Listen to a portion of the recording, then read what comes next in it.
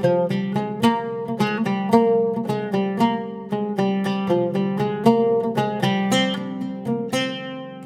இன்னைக்கு தீபாவளி ஸ்பெஷலா அதிரசம் எப்படி செய்யறதுன்னு தான் பார்க்க போறோம். எல்லார் வீடுகள்லையுமே நம்ம தீபாவளினாலே அதிரசம் கட்டாயம் செய்வோம். வேற எந்த ஸ்வீட் செய்யலைனா கூட அதிரசம் கண்டிப்பா இருக்கும்.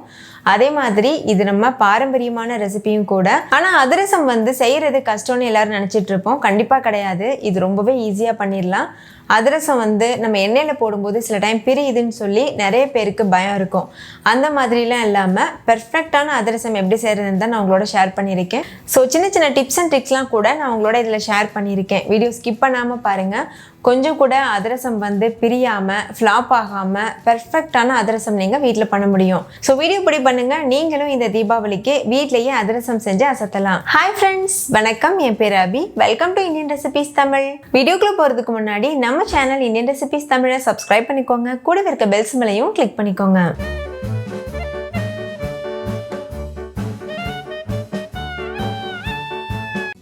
ஃபஸ்ட்டு இந்த ரெசிபி பண்ணுறதுக்கு 1 கிலோ அளவு பச்சரிசி எடுத்துக்கோங்க. நீங்கள் மாவு பச்சரிசியும் யூஸ் பண்ணலாம், இல்லைனா நார்மல் பச்சரிசி கூட யூஸ் பண்ணலாம்.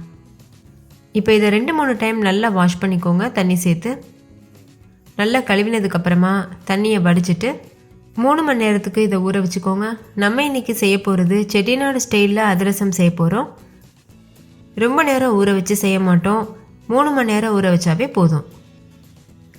இப்போ பாருங்கள், தண்ணியை வடித்து எடுத்துகிட்டு வந்தாச்சு. இதில் தண்ணி சேர்த்துட்டு இதை ஒரு 3 மணி நேரம் மூடி போட்டு மூடிட்டு அப்படியே ஒரு ஓரமாக வச்சுருங்க.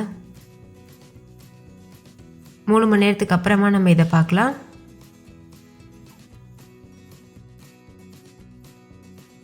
இப்போ 3 மணி நேரம் ஆகியிருக்கு. அரிசி நல்லா ஊறியிருக்கு.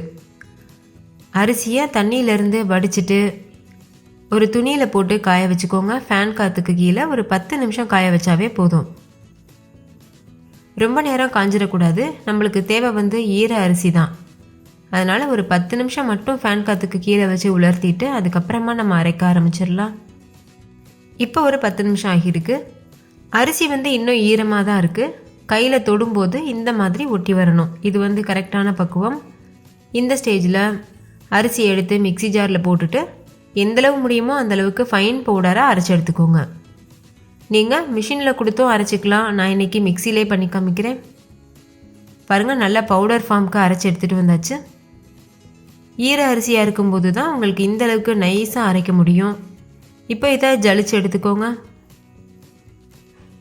கொஞ்சம் கூட கப்பிகள் இல்லாமல் நல்லா ஜலிச்சிருங்க. ஜலிக்கும்போது குருணை வரும்ல, அந்த குருணை அரிசியையும் மறுபடிக்கும் மிக்சியில் போட்டு அரைச்சிட்டு ஜலிக்கணும். இதே போல் மீத இருக்க எல்லா அரிசி மாவையும் ஜலிச்சு எடுத்துக்கோங்க. பாருங்கள், இந்த மாதிரி நல்லா ஜலிச்சாச்சு. ஜலிச்ச மாவை இது போல் அமுத்தி வச்சுருங்க. அப்போ தான் அந்த ஈர அரிசி காயாமல் இருக்கும். அந்த மாவில் கொஞ்சம் ஈரத்தன்மை இருக்கணும். அதுக்காக இது போல் அமுத்தி வச்சுருங்க. இதே போல் மீத இருக்க எல்லா அரிசியையும் இப்போ அரைச்சி ஜலிச்சாச்சு. இப்போ இதை நல்லா அமுத்திட்டு ஒரு ஓரமாக வச்சுருங்க. கடைசியாக நம்ம அரைக்கிற அரிசியில் 4-5 ஏலக்காவை சேர்த்து அரைச்சிட்டு இது போல் சேர்த்துருங்க. நீங்கள் ஏலக்காய் தூள் வச்சுருந்தீங்கன்னா கடைசியாக ஒரு 2 டீஸ்பூன் ஏலக்காய் தூள் மட்டும் கூட சேர்த்துக்கலாம். அடுத்து நம்ம பாகு காய்ச்ச போகிறோம். அதுக்கு ஒரு அடிகனமான பாத்திரத்தில் 3/4 கிலோ அளவுக்கு வெல்லம் எடுத்துக்கோங்க. கூடவே 100 ml அளவுக்கு தண்ணி சேர்த்துக்கோங்க. சேர்த்துட்டு இதை நல்லா மிக்ஸ் பண்ணிடுங்க. ஹை ஃப்ளேமில் வச்சு சர்க்கரை நல்லா கரையிறது வரைக்கும் வெயிட் பண்ணுங்கள். நல்லா கரைஞ்சதுக்கப்புறமா கொதி வரும். அந்த சமயத்தில் நம்ம பாகு பதம் செக் பண்ணலாம். தண்ணி ரொம்ப ஜாஸ்தி சேர்த்துடக்கூடாது, கம்மியாக தான் சேர்க்கணும். அப்போ தான் கரெக்டான பாகு பதம் நம்மளுக்கு கிடைக்கும். இப்போ பாருங்கள், நல்லா கொதி வர ஆரம்பிச்சிருச்சு. இந்த ஸ்டேஜில் நம்ம பாகு பதம் செக் பண்ணி பார்க்கலாம்.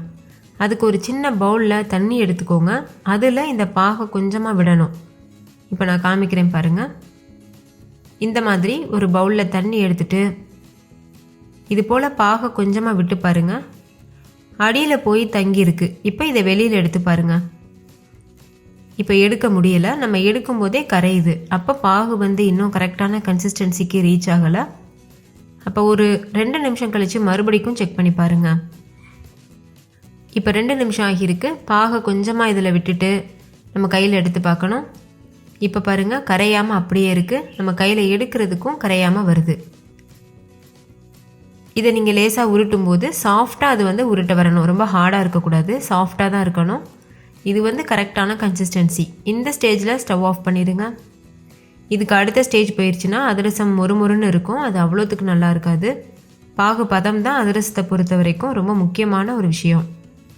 இந்த ஸ்டேஜில் ஸ்டவ் ஆஃப் பண்ணிவிட்டு நம்ம ஏற்கனவே அரைச்சி வச்சுருக்கோம்ல அரிசி மாவு, அதை உதிர்த்து விட்டுட்டு இது கூட சேர்க்கணும். நம்ம அமுத்தி வச்சுருக்கோம்ல அதை நல்லா உதிர்த்துட்டு அதுக்கப்புறமா இது கூட சேர்த்து கிளற ஆரம்பிக்கணும்.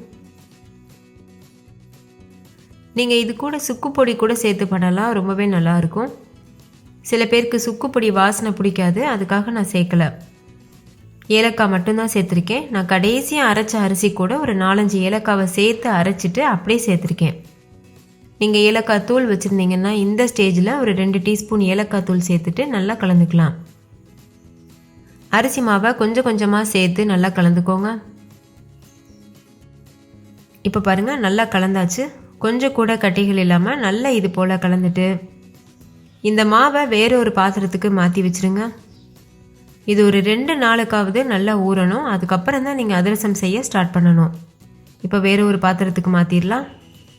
இப்போ பார்க்குறதுக்கு கொஞ்சம் லூஸாக இருக்கும் மாவு, 2 நாளுக்கு அப்புறமா நல்லா கெட்டியாயிரும்.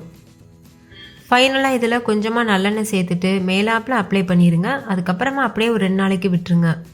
இது எதுக்காகனா மேலே இருக்க மாவு காஞ்சு போகாமல் இருக்கிறதுக்காக. இப்போ பாருங்கள் 2 நாள் ஆகியிருக்கு, எவ்வளோ கெட்டியாக இருக்குது பாருங்கள் மாவு, நல்லா டைட்டாக இருக்கும். இதுலேருந்து ஒரு சின்ன உருண்டை மாவை மட்டும் எடுத்துகிட்டு உருண்டையாக உருட்டிட்டு தட்டி அதிரசம் ஷேப்புக்கு நம்ம தட்டிட்டு அதுக்கப்புறம் நம்ம எண்ணெயில் போட்டு எடுக்கலாம். இப்போ ஒரு பட்டர் ஷீட்டு அப்படி இல்லைன்னா வாழை இலை கவர் ஏதாவது எடுத்துக்கோங்க. அதில் எண்ணெய் அப்ளை பண்ணிவிட்டு அதிரசம் ஷேப்புக்கு நல்லா இது போல் அழுத்திக்கோங்க. ஃபஸ்ட்டு இந்த மாதிரி ரவுண்ட் ஷேப்புக்கு உருட்டிக்கோங்க. அதுக்கப்புறமா வச்சுட்டு இது போல் தட்டிக்கோங்க. ஒருவேளை மாவு உங்களுக்கு திக்காகாமல் அப்படியே தண்ணியாகவே இருந்ததுன்னா 2 நாளுக்கு அப்புறம் கூட நீங்கள் கொஞ்சமாக அரிசி மாவு இல்லைனா கோதுமை மாவு சேர்த்து மிக்ஸ் பண்ணிக்கலாம். அதே மாதிரி ரொம்ப கெட்டியாக இருந்ததுன்னா லேசாக சுடு தண்ணி தெளித்து நீங்கள் பிசைஞ்சிக்கலாம். வெது வெதுப்பான தண்ணியை தெளித்து நீங்கள் பிசைஞ்சிக்கலாம். இப்போ பொரிக்கிறதுக்கு தேவையான அளவுக்கு எண்ணெயை நல்லா சூடுபடுத்திட்டு இந்த மாதிரி அதிரசத்தை உள்ளே சேர்த்துருங்க. எண்ணெய் நல்லா சூடாக இருக்கணும். சூடானதுக்கப்புறமா மீடியம் ஃப்ளேமில் வச்சுட்டு இது போல் உள்ளே சேர்த்துருங்க. சேர்த்துட்டு 2 பக்கம் திருப்பி விட்டு பொன்னிறம் வர வரைக்கும் வேக வச்சுக்கோங்க. நீங்கள் பாகு பதம் கரெக்டாக காய்ச்சிருந்தீங்கன்னா அதிரசம் பூரி போல் உப்பி நல்லா பொங்கி வரும். பாருங்கள், நல்லா எவ்வளோத்துக்கு பொங்கி வருது. 2வது பக்கம் திருப்பி விடும்போது இன்னுமே நல்லா உப்பலாக வரும். பாருங்கள், இந்த மாதிரி. இதே போல் மீதி இருக்க எல்லா மாவுளையும் நம்ம அதிரசம் தட்டி எடுத்துடலாம். நீங்கள் அதிரசம் தட்டும்போது ரொம்ப மொந்தையாகவும் இருக்கக்கூடாது, அதே மாதிரி ரொம்ப மெல்லிசாகவும் இருக்கக்கூடாது. மீடியமான அளவில் தட்டி எடுத்துக்கோங்க.